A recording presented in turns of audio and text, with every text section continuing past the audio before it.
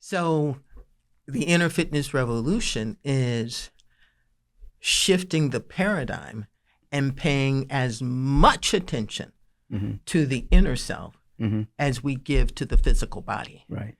Physical fitness strengthens the body. Inner fitness, it strengthens our resilience, our self-awareness, and our ability to thrive no matter what. No matter what life brings you, no matter how horrific, we have the ability to thrive beyond it. But we have to invest and nurture we have to first understand the self, the range of self that lives inside of us. And then once we understand the range of self, then we have to nurture it appropriately. Peace and riches blessings. I am Michael B. Beckwith, the host of Take Back Your Mind.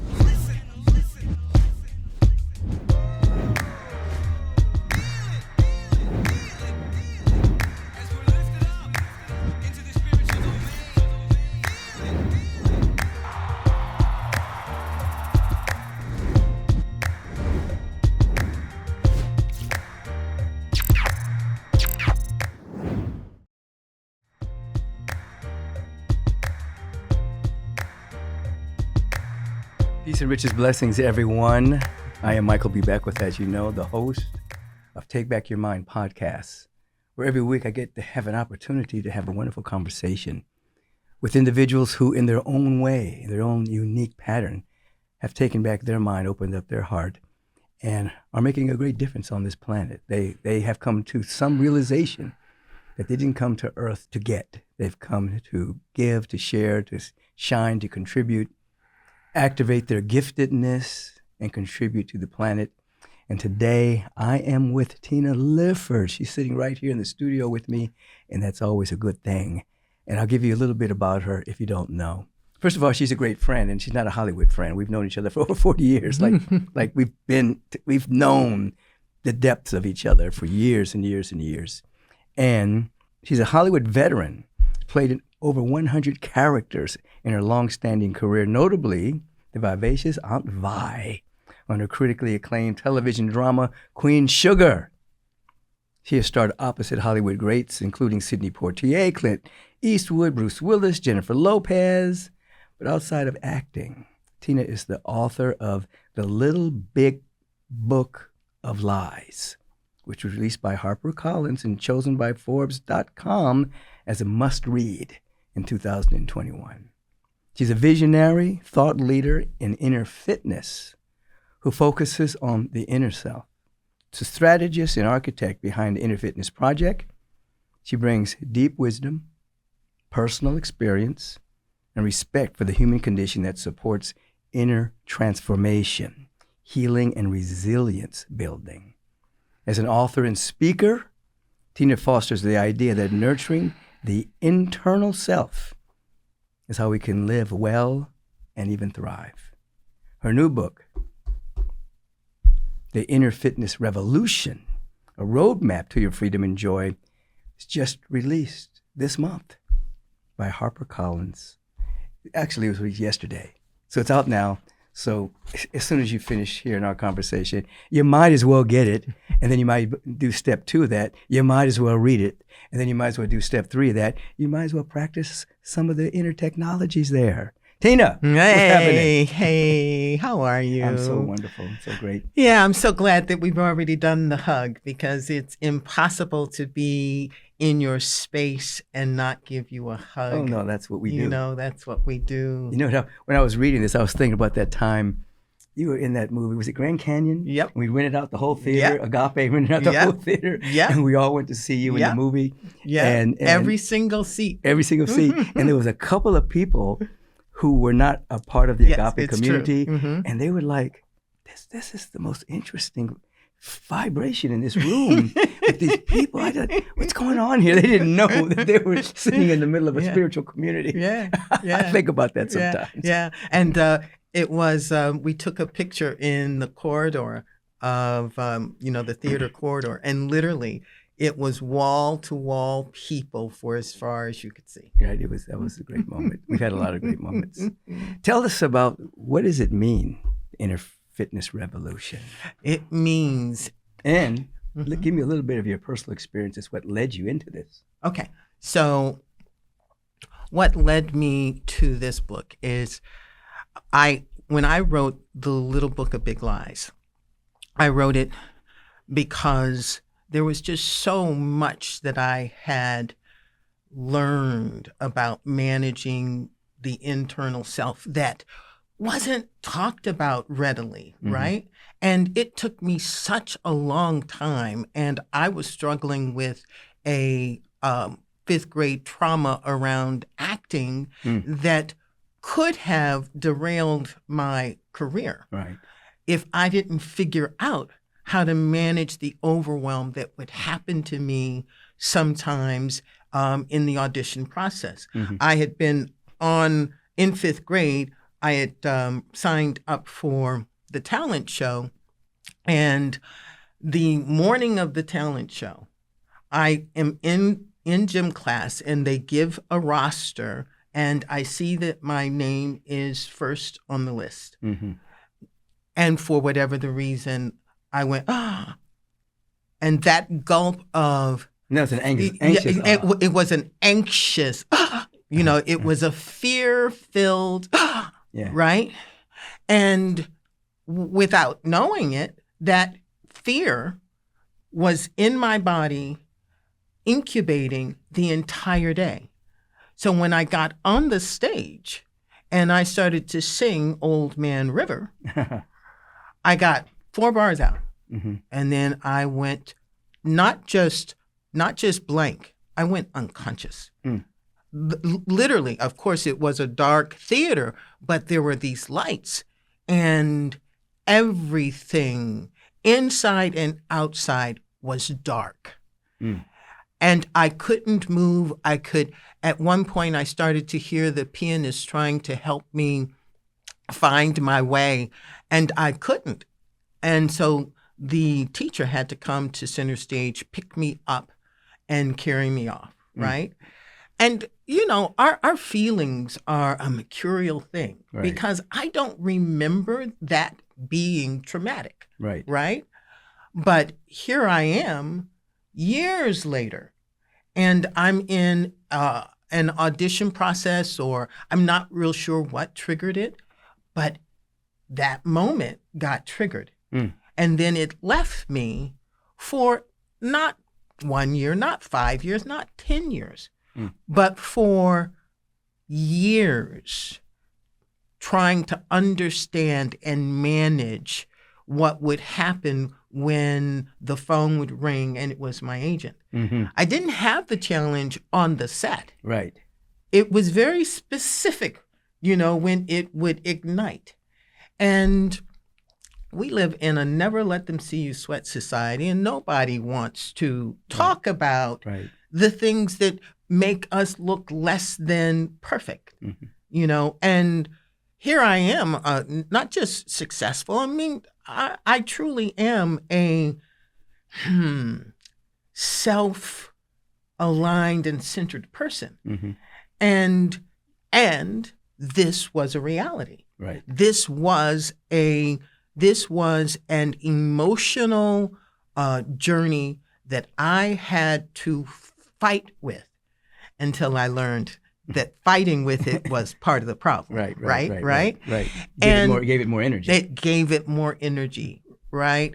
And every time I was fighting with it, I was unconsciously affirming its reality, its power, and its being bigger than me. Right.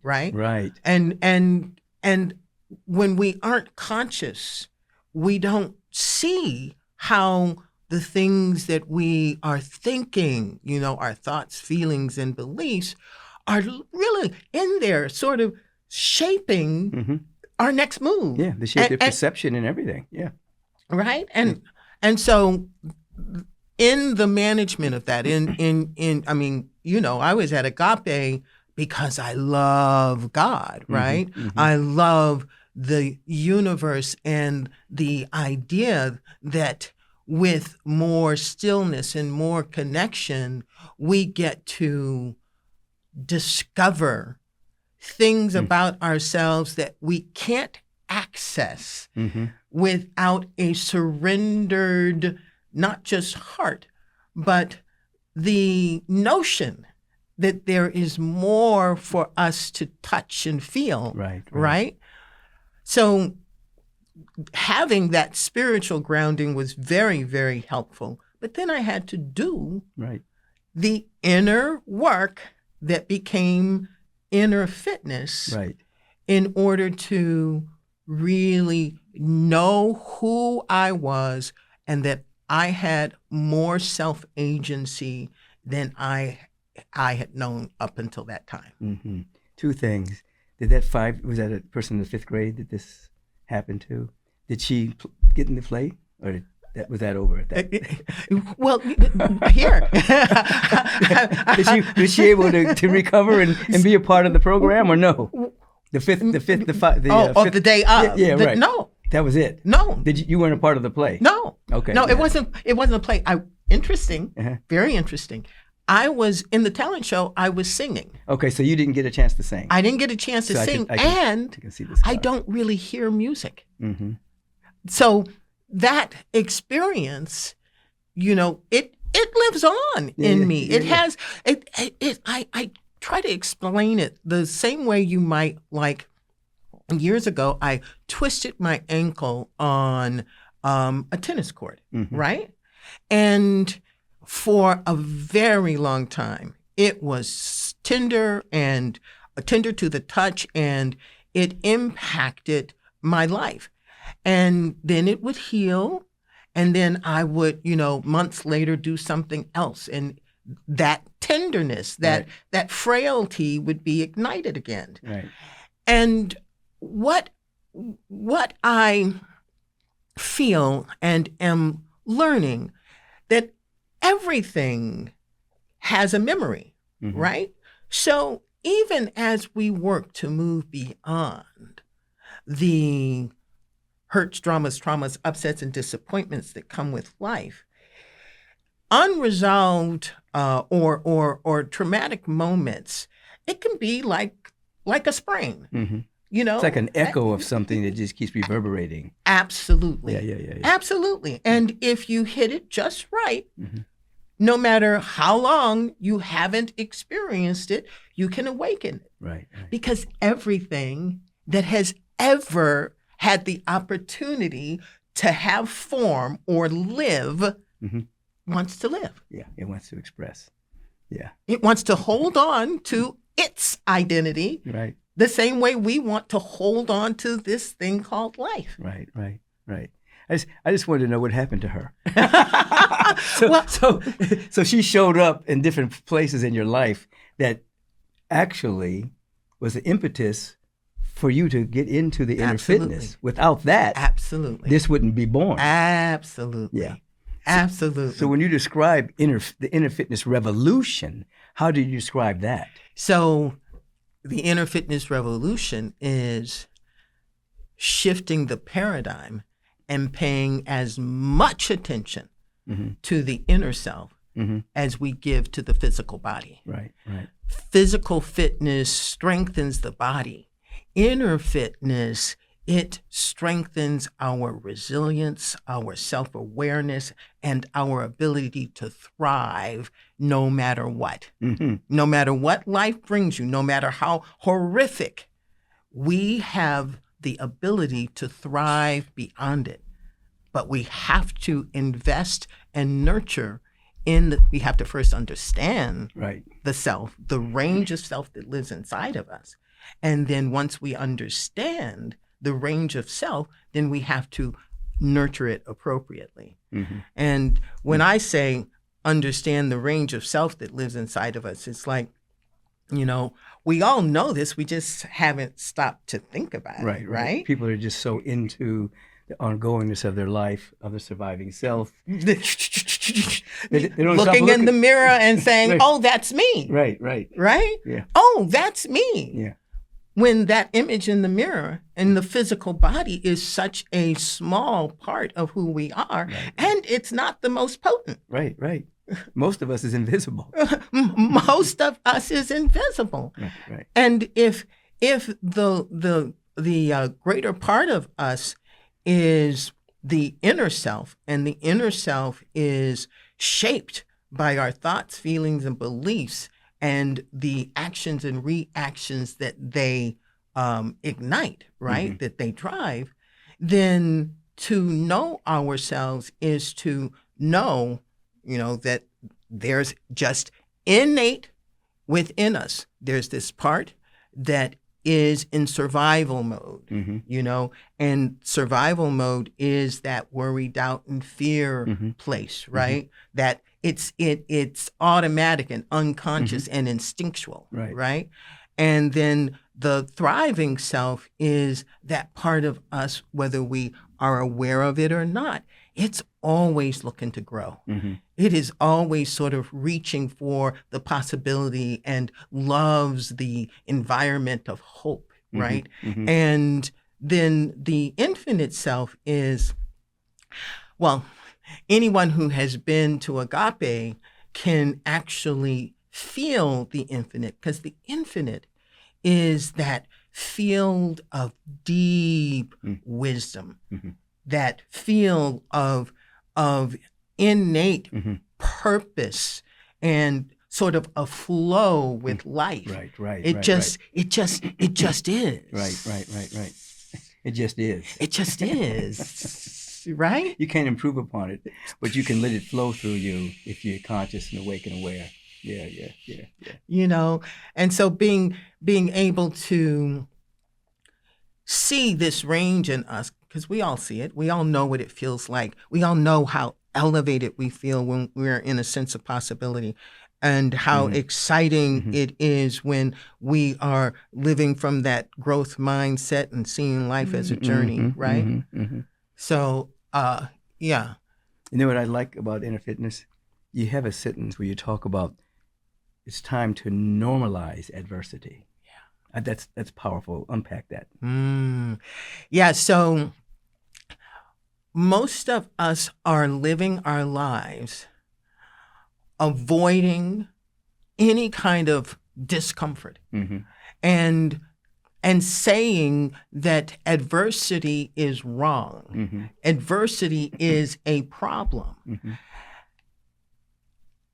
And there's and I'm not a scientist, right? But I love this reductionist thinking for me. They have determined, science has determined that black holes actually help the universe evolve, right? So what if the things that we are running from have the power to evolve us?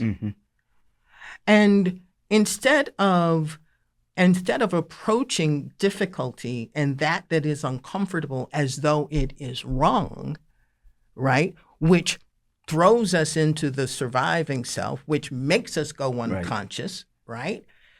We can look at adversity from the thriving self or the infinite self. And the moment you shift to the thriving self, you're going to ask the question, how can this be for me? Right, absolutely. What is the opportunity in this? Right. Why is this a match for me and my life? Right. And even if the idea of cozying up to difficulty doesn't feel good, the moment you ask the question, how can I use this? Anytime you ask a question, then you actually experience yourself. You literally experience yourself opening. And that opening says, there is something more here for me to experience. Absolutely. There's a truth here. Right. Right? Yeah. You've broken down two powerful laws. One, the universe is progressive. It's always working on your behalf. So when we hear that statement, all things work together for good, for those who love God and those who live according to their purpose, you're putting yourself in a position to absolutely allow whatever that difficulty is to be what I call an evolutionary trigger. Yes. It helps you evolve to the next stage if you look at it correctly. Yes. And then secondly, you're dealing with the fact that we have to learn to ask empowering questions. Absolutely. Rather than what's wrong, who's to blame, why me? You're saying, okay, what is the purpose of this? How can I grow from this? What gift does this have? I sometimes say that some of our adverse conditions are actually gifts in work clothes. Yes. They're coming. Yes. They're coming to move us. Absolutely. And absolutely. I love that. Without adversity, the whole thing around you plant certain flowers in a greenhouse, they can't thrive outside. But the ones that are planted outside, to go through wind and rain. That's right. They can grow anywhere. That's right. So their resiliency is activated. Absolutely. Right. And I like this because you're telling people, in the world of phenomena, stuff's going to happen. In the world of changes, things are going to change. So instead of, obviously we want to have a vision, we want to have our purpose, we want to articulate, the direction we're going. All of that is true, but there's going to be stuff unplanned that occurs. There's going to be a flat tire. There's going to be an accident in front of us. There's going to be somebody calling you with some bad news. There's stuff happening in the human world. So instead of pretending that's not going to happen, you're saying, okay, that's a part of the normal human experience. How can that grow me? And not just pretending that it's not going to happen, but letting the nature of life feel like there's something wrong with you. Right. Feel. Right. That's very important. Right? Yeah. Feel like you are unloved. Right. Feel like there's something wrong and broken in you. Right. And other people don't have to deal with this. Absolutely. In the Inner Fitness Revolution and the Inner Fitness Project, we have some core prompts. And one of the prompts is, life is bumping into life, creating more life. And when we realize that this thing that we are in is a creative medium, you cannot deny that the universe, the one of the core characteristics of the universe is its creativity. Right. Right?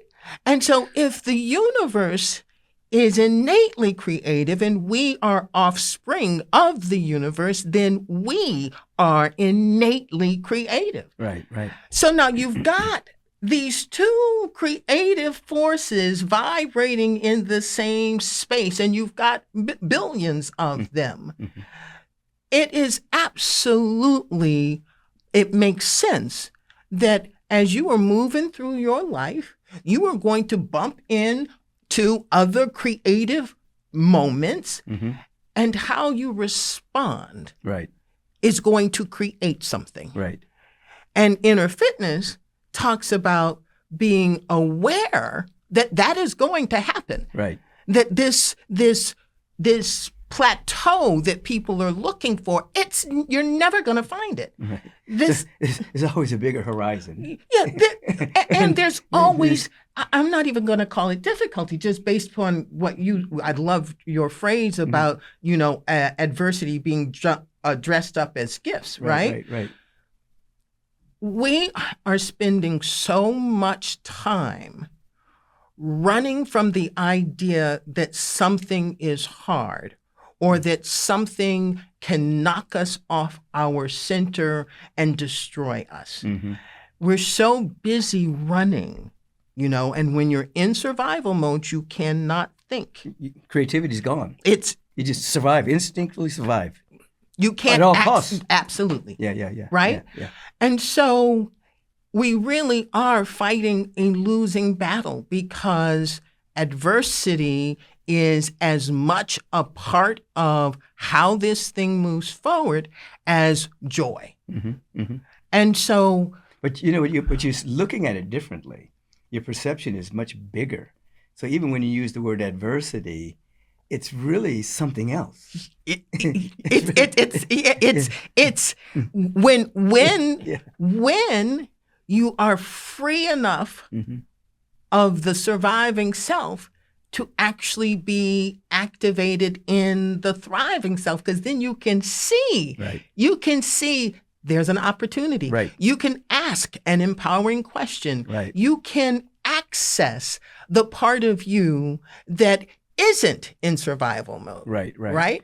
Yeah, this is beautiful, because the thriving self is where your adaptation, resourcefulness, creativity comes from. Absolutely. And your infinite self, you're basking in the is of it. Absolutely. And you can be in flow motion. You can be absolutely in flow of it. That's right. When you're in mainly survival, you're not really. You're just trying to survive. You just want to live another day, and your instinct is, but not your intuition necessarily. That's right. And when we are in survival, or the surviving self is unaware of the thriving and infinite range of self. No, and the chemicals of the body are different. Absolutely. You're producing cortisol when you're in your surviving self. That's right. And then you start to produce more tonic chemicals when you go up the ladder. That's right. Yeah. That's right. Parasympathetic system becomes more balanced. That's right. And I like the fact that you used the word respond. You're not reacting. You're actually responding from a higher frequency. That's right. And what I like about your teaching in both the books is that it's for everybody. This isn't for gurus and special people. This is for your basic person living a life. Things are going to happen. This is are the tools you can use to actually respond from a whole different place. That's within you. Absolutely. Yeah. And I love that you said that, because I think so many people, they see people like you, people like the Dalai Lama, Jesus, they see the activity of the thriving and infinite self as, centered in their life, and they think that those people are special. Right. But we all can be mystics, modern day mystics. That's the whole. Yes.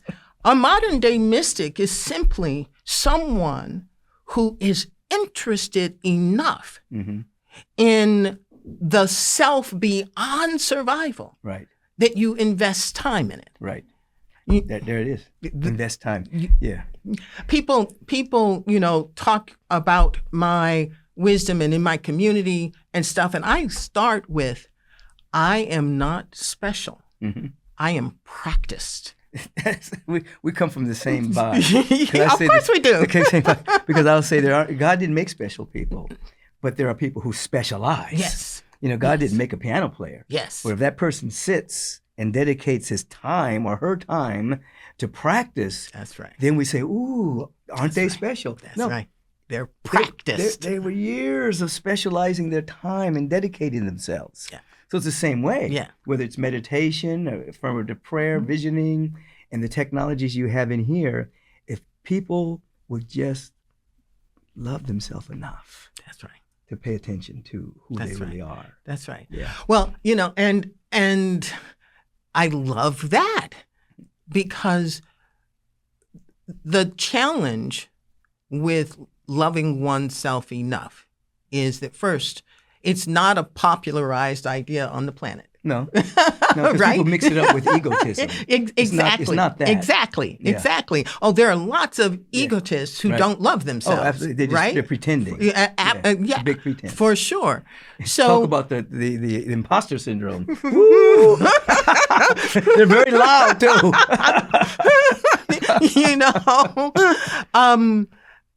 But when you explore who you are, there's some redefining that has to happen, right? Because our society, for where we are in evolution, the default is always going to be surviving until you know it and you begin to consciously, tip the scale in the other way. But the surviving self is never going to go away. you need the surviving self. It'll just live in harmony with you, Right, and you'll right. have more self-agency over it. Right, absolutely. But I like to say that the pain is in the premise. Mm-hmm. And so when people are in a dysfunctional or unhappy or feelings of worthiness are present, it's because they are living from that smallest part of themselves, which is the surviving self. Right. And an expanded vision is necessary. And in the Inner Fitness Revolution, the vision that we offer, and I love it when people come into the community and try and challenge this. This is an undeniable definition of who every single human being is. Mm-hmm. The acronym is CREW. Mm-hmm. CREWW. Mm-hmm. It stands for creative, innately creative, resilient, empowered to choose, whole, and worthy. Okay. And when you I like that. creative, resilient, empowered to choose, whole, and worthy. And when we align with our crew, we realize that we are creative enough to design and redesign our lives as many times as we need to. Which is what we're supposed to do. Which is... You're not supposed to walk lockstep with according to somebody else's agenda. Yes. Whether it's your government or religion or anything, you absolutely have enough sovereignty, enough expanded awareness to catch your vision for your life and live it, not follow lockstep somebody else's idea of your life. Yeah. And there are many people that have just abdicated their whole power to some kind of external authority figure. Yeah. And therein is the reason for inner fitness, because so we have been unconsciously taught to live an externalized life. Right. And part of... Well, some of it's nefarious hypnotism, some of it's conscious. Absolutely. They want you to be a consumer, not a creator. Absolutely. So as long as you're consuming product and stuff, you're not being creative. That's so, yeah. And what I love about what you just said, right, is you emphasized they, right? And every single one of us has been in some relationship, some hurtful experience that lingers. And when we talk about that experience, we are always talking about they.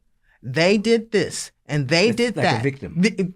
like a victim. Right. But we are so invested in the they, which is out there, right, that the they gets to control us because we don't have any of our own power because we haven't invested in the me. Right. The own, as you would call it, I think you call it, your own inner strong architecture. That's right. That's holding the whole structure together. That's right. To carry the cosmic energy. That's right. That's right. Yeah. So this is a process of development, obviously, inner fitness. So what daily practices, a couple, I know you have 14 principles. We want to get to a couple of those. But are there any daily practices that someone can begin to contemplate and put into? Yeah.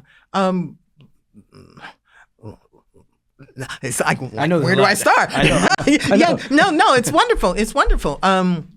So one daily practice is what I've said already in terms of meeting your limitation with a expanded idea of yourself. Okay. So if you see yourself in limitation, remember that you are innately creative, resilient, empowered to choose how you respond to this moment, whole and worthy. That at least gives you a little more bandwidth, right? So, and you can reduce that to the 3 words, I think it is, I am more, right? So you find more than this. Yes, exactly. You find yourself stuck. You find yourself controlled by the thems or anything externally. just stop and say, I am more than this, right? I am more than this.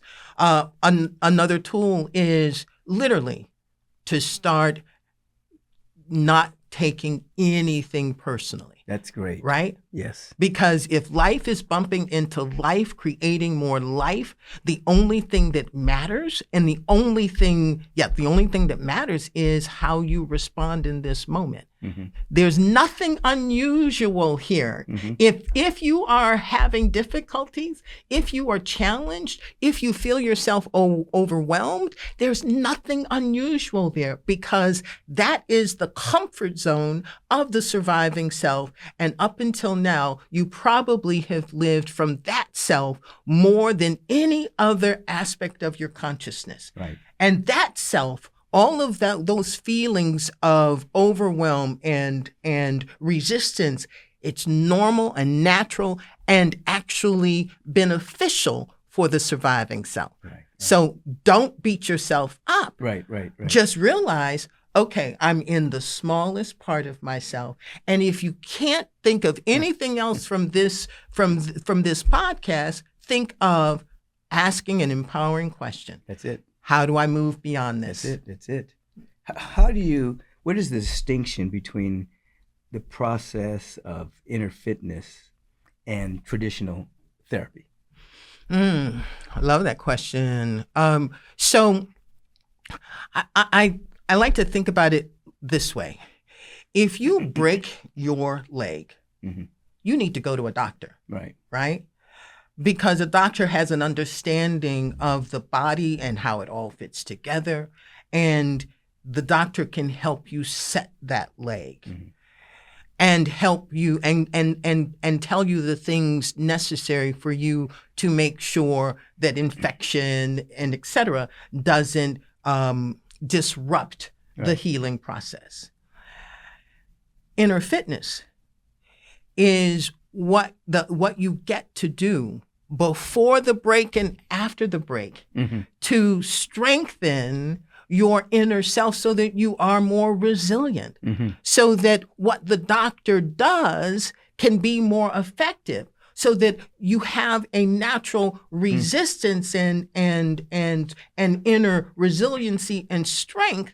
So when life does bump into you, because it will, you're going to be able to stand. Right. You're going to be able to dance with it. Right.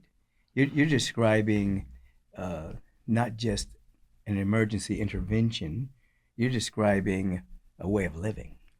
Lifestyle. Yeah. It's lifestyle. How somebody's supposed to live their life. And again, I love the analogy and the relationship between physical fitness and inner fitness.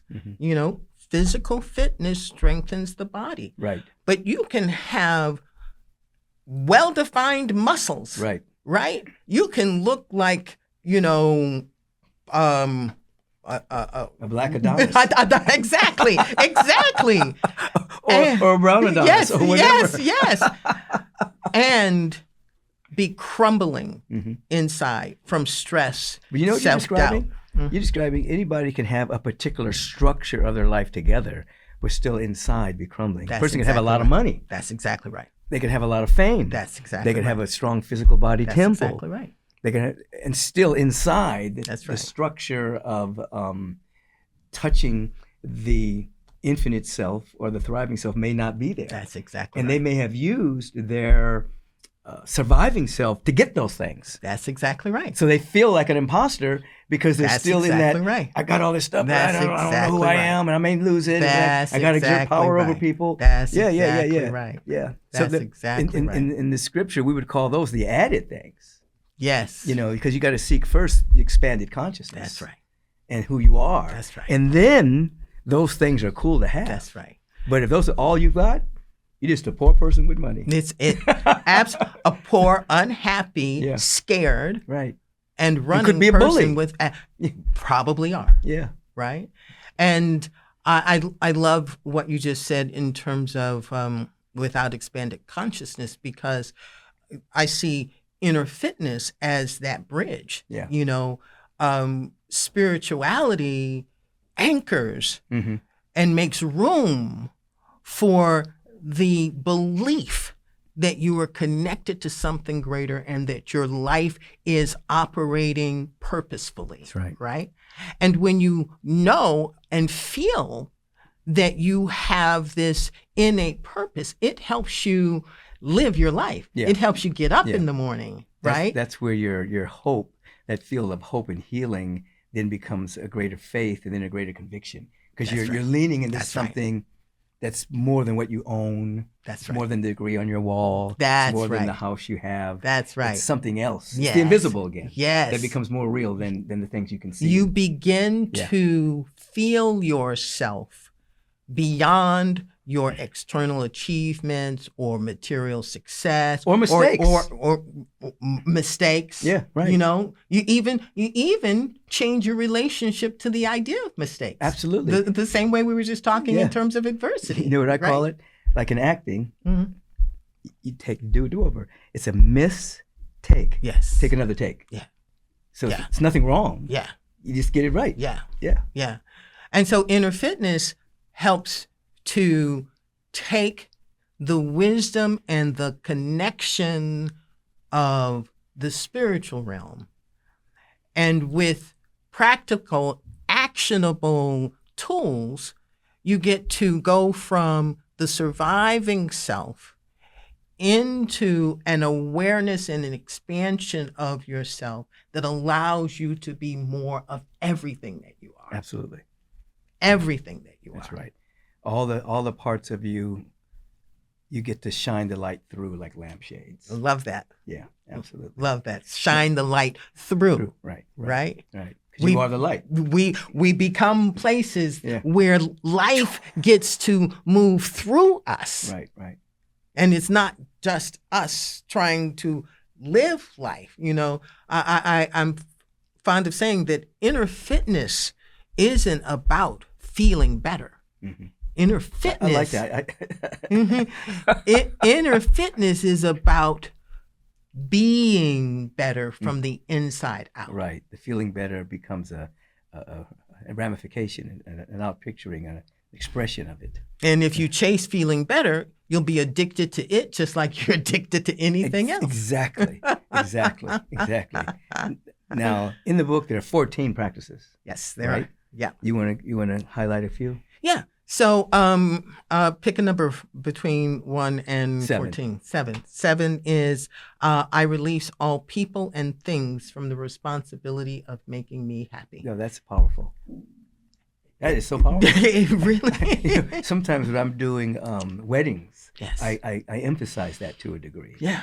That basically you're bringing yourself into the relationship. Yes. That person's not going to make you happy. That's right.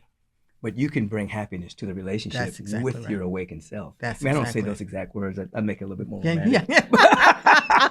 For the day. It always comes out of your mouth perfectly. I know that. But basically, there are people who have such high expectation on somebody else making Yes. them happy. Yes. Yes. That they become very brittle and broken when that person doesn't live up to Yes. what they should be doing to make them happy. Yes. You Yes. know? And if it's not a person that they expect to make them happy, then it's a job. Yeah. You know, but it's always something outside of self. Right. Which means that you're in a losing proposition. Always. Because the void that lives inside is a lack of knowing and accepting yourself. Right. So releasing all people and things from the responsibility of making you happy doesn't mean that you indulge bad behavior from someone. It says, I have this precious thing called an inner self. Mm-hmm. This inner self requires me to nurture it. Mm-hmm. Mm-hmm. And in nurturing the inner self, I am able to connect to all that I am and my higher power. Right. And so it is my responsibility to use this inner self to make me whole. Right. And another one of the practices is practice number 4, I look for and work to transform the beliefs, patterns, and judgments I practice that limit my life. Now, if that's self-reflection. Absolutely. Examine your own life. And so many people don't know Right. how to self-reflect, right? And so the way you catch sight of yourself is that you do what's called sitting in the observer's chair with some objectivity and distance, like you're watching a movie, and you get to go, oh, look at what she's doing. Right, absolutely. Oh, look at how every single time someone, makes a suggestion or doesn't agree with her, she takes that personally. Right. Now you are seeing your own reactivity that you couldn't see because it's so ingrained and you are in survival mode when it's happening. Right? Now you have the objectivity to see it. And once you can see it, you can change it. Because you're going back to the observer effect. Anything you observe changes on a subatomic level based on observation. Ooh. So when you observe with intention, yes, you have the choice and the ability and the willingness to change.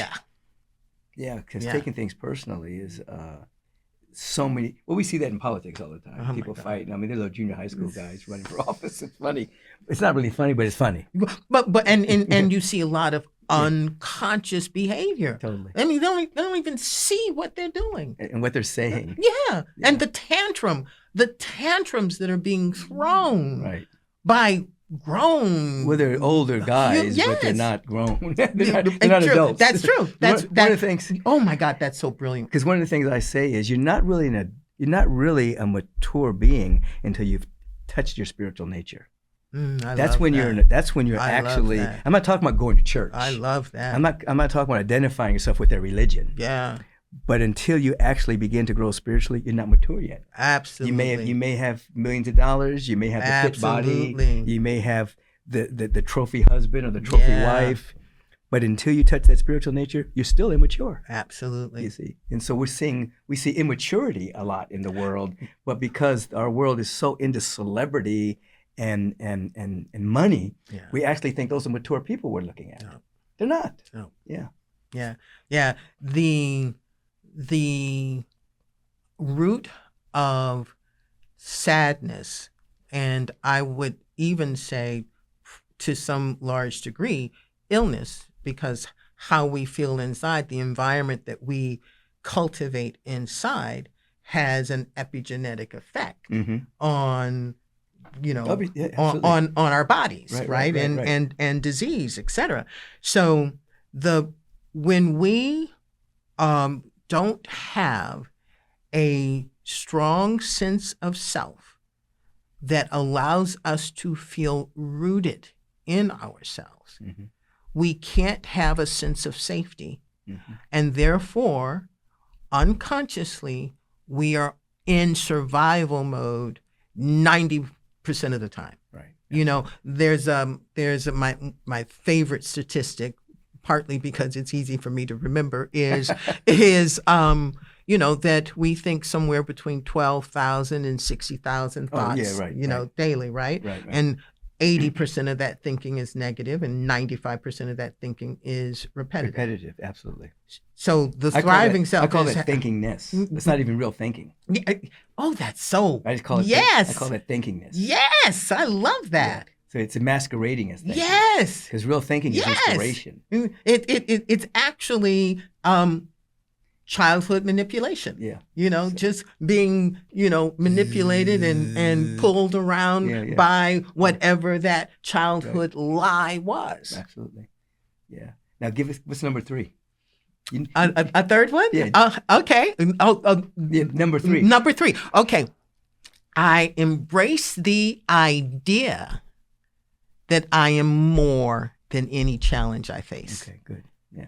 You don't have to believe it. Right. But if you leave room for the idea that you are more than any challenge you face, you have opened up space that would normally be occupied by the surviving self. And in that space, You are inviting in the wisdom and the purposefulness and the possibility of that higher range of your being. Absolutely. And the moment you I love the moment you embrace the idea, you have made yourself available for that next best iteration of yourself. Absolutely. Absolutely. When one contemplates a question like that, not just a vain repetition, not just saying it, but actually saying it and then contemplating it, I'm more than this. Taking nothing personal, whatever it is. Yeah. Once you begin to contemplate that, there's an interchange that begins to take place. Yep. You're not just saying words now. No. It's not empty affirmations. It's actually a self-contemplation that allows you to get to the observer seat. That's right. You can see differently, and then you can be differently. That's right. Yeah, this is beautiful. And again, an easy way, and the Inner Fitness Project and everything in the Inner Fitness Revolution, literally every single page gives you empowering insight, and you can feel it in your body. That the truth, the truth makes an impact, and the truth makes space. There's a lot of truth, and I don't say that with ego. I say it with what I have learned, right? And what I apply and what makes me practice. But as we are living this difficult thing called life, to be able to meet a moment and teach yourself, instead of running, to say, okay, so I, in this moment, embrace the idea that I'm more than this. What does that look like? Just ask that question. That's good, because your mind starts to go on a hunt. Yes. So for negativity, it goes on a hunt for that answer. Exactly. Rather than worst case scenarios. It's the mind and the spirit are the fastest, most effective computing system. It's bigger than any computer that's ever been invented. What is that? A Google search or whatever the search engine is, right? People forget that's the original. That's exactly right. You ask an open-ended, empowering question, and everything in the cosmos starts to factor and move so that answer can stand in front of you. Absolutely. So these individuals that have been listening to us, when they pick up this book, what is your biggest hope that they get from this? A sense of an empowered self. That who they are is purposeful, empowered, and capable. And that no matter what has taken place up until now in your life, from this point forward, you can use it to discover part of your purpose that is encoded in your DNA for this journey here in life. You guys got that? You got it? I think you have a distinction between wellness and well-being. I do. Okay, what is that? Yeah. So quite often, wellness is a body-based experience. Okay. So people talk about, having a wellness day or taking care of their wellness. It usually means going to the spa or eating clean or exercising. But that stuff feels good, but it doesn't impact, unresolved issues. Okay. It doesn't speak to the unresolved or unacknowledged self. Right.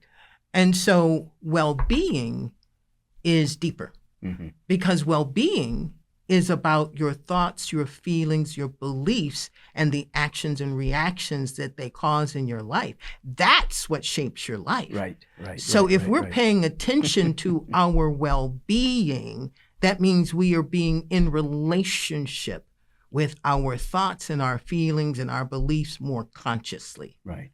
Yeah. And the more conscious we are, the more self-aware.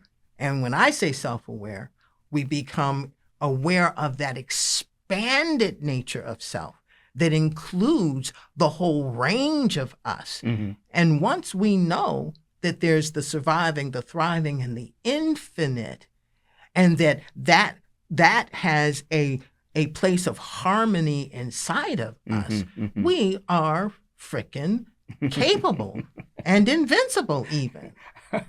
That is true. Yeah. Yeah, that is true. Because that infinite self is also an invincible self. That's Yeah.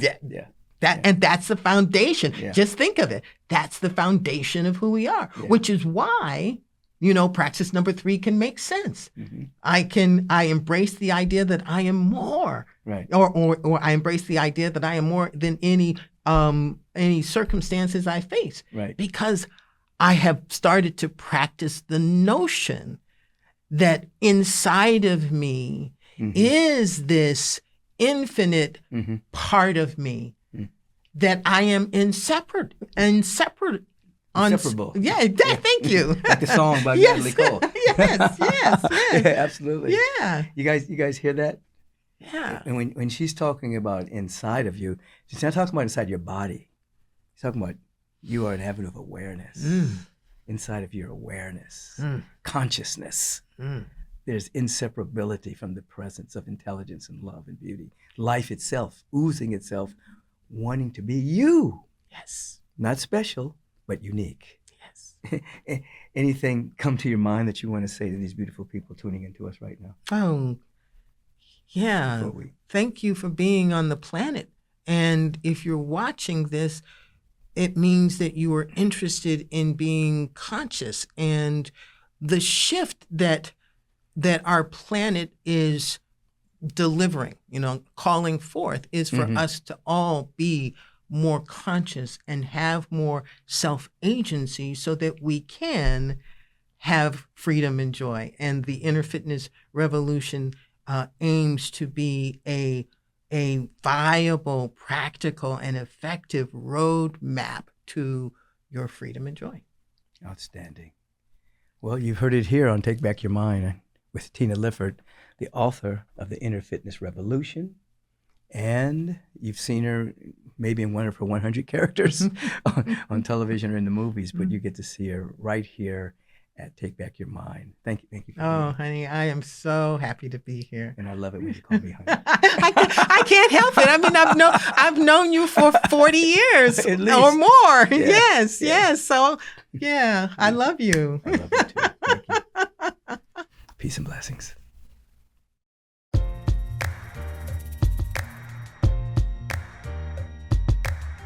Peace and blessings. I truly hope that you are enjoying Take Back Your Mind podcast. The Take Back Your Mind podcast is sponsored primarily by the Agape International Spiritual Center. In other words, everything that you see in terms of the staff that puts this together, the editing, the equipment, all of this is sponsored by our Agape International Spiritual Center. So if you are enjoying the podcast, I'm inviting you to support the sponsor. Support Agape. Simply go to agapelive.com and make a donation. And say in the donation that you are supporting the podcast. It allows us to keep broadcasting. It allows us to keep putting these magnificent moments together with these wonderful people that I get to interview. We keep having the possibility of updating the equipment that's necessary and providing the wonderful content that many of you are writing in and saying, I really love the podcast. Support the podcast. Support the sponsor. Agape International Spiritual Center. agapelive.com. You can also text to donate. You can text the word give to 424-321-6243 and put podcast so that we know that you're really supporting this wonderful podcast. Our secondary sponsor is Adaptozen, Adaptozen. This is my superfood greens. It's nutritionally dense because I teach spirit, mind, and body. We want our body temples to be healthy. So one of the products is my superfood greens. You can go to NutraRise.com. Those 3 little lines you see, you hit those 3 little lines and you'll see Adaptogen. There's 2 products, my superfood greens and a product called Elevate, which are organic mushrooms for your health. You can put both in your smoothies so that you have main ingredients for the health of your body temple. These are our sponsors. Primary sponsor, Agape International Spiritual Center. Secondary sponsor, Adaptogen. I want you to be healthy. I want you to be wise. Circulate and share. Peace and blessings.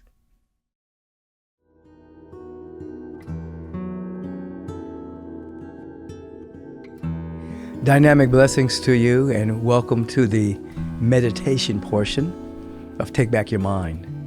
As you know, meditation is the primary transportation to transformation, which is what this is all about. For us to become greater versions of ourselves, to become available to that infinite potential within us, to be activated and expressed, taking it out of theory and belief systems, into actually having a practice that allows those things we believe, our inseparability from the presence of God, infinite potential, all of that we believe, to actually be expressed. So I'm going to invite you into a meditation, and it's inspired by my recent conversation here with my friend Tina Lifford. So we turn within in this moment. Turning within meaning extract your attention from the external world, conditions, circumstances, situations, people, places, things, and introspect. Have a moment of introspection. Just notice the body's breathing. Notice any thinkingness that's going on, any moods. Just notice all of that.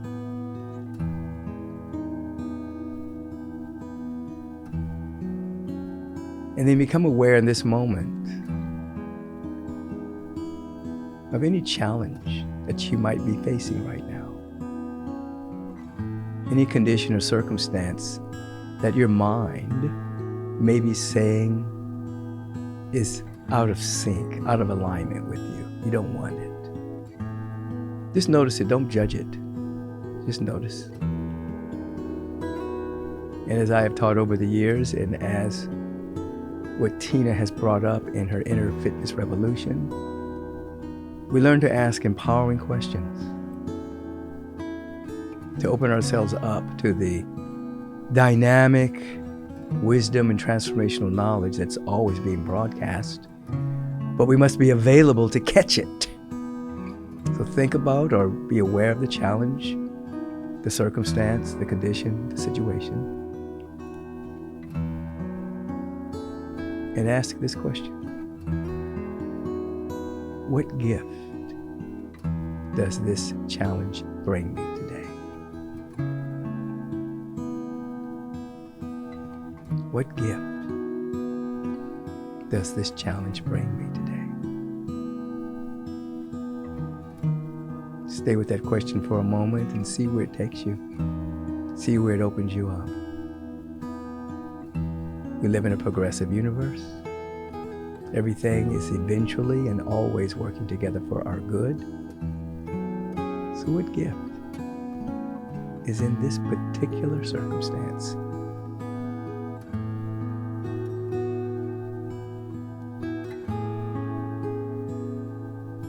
Sit with that for a few.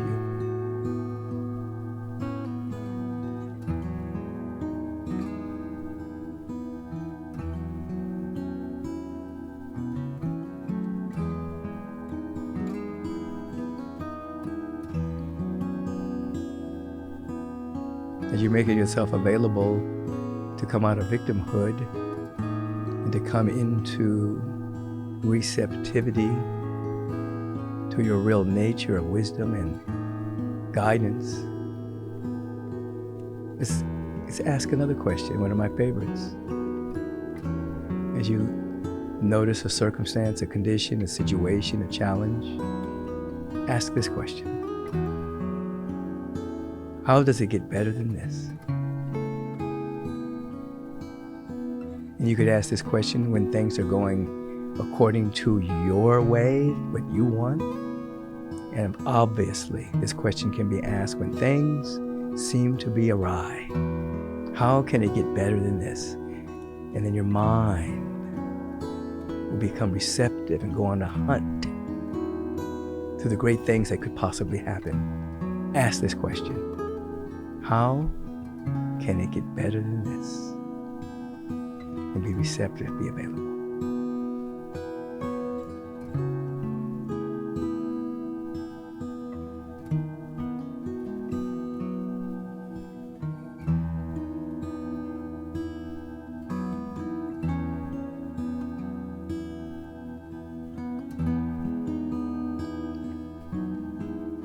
Just catch the feeling tone or the insights that are arising. What gift is this challenge bringing me? And or how can it get better than this? Sit in the empowered question.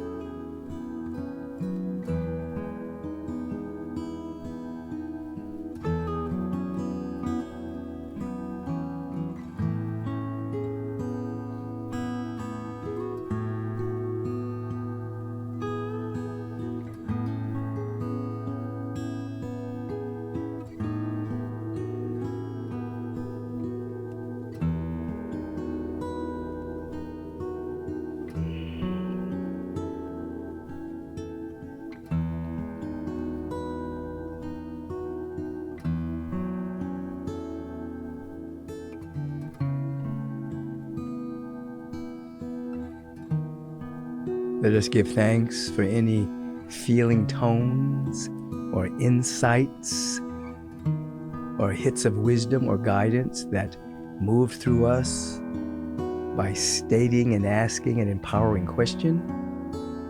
Let's give thanks for anything that has come and anything that will come because we set something in motion by asking the question. Slowly open your eyes and let us be grateful together. Thank you for tuning in for the meditation portion of Take Back Your Mind.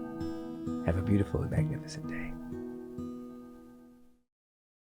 Your time is very valuable, so I want to thank you for lending us your ear and participating in Taking Back Your Mind. If you want to submit a question for the question of the week, please submit it to podcast@michaelbeckwith.com. If you've enjoyed what you've heard today, please submit a review and let us know your thoughts. Stay on top of current episodes by subscribing to the podcast so that you'll receive alerts and not miss one single episode. And feel free to share this podcast with all of your friends and family. And until we meet again, take back your mind and you will take back your life. Peace and blessings.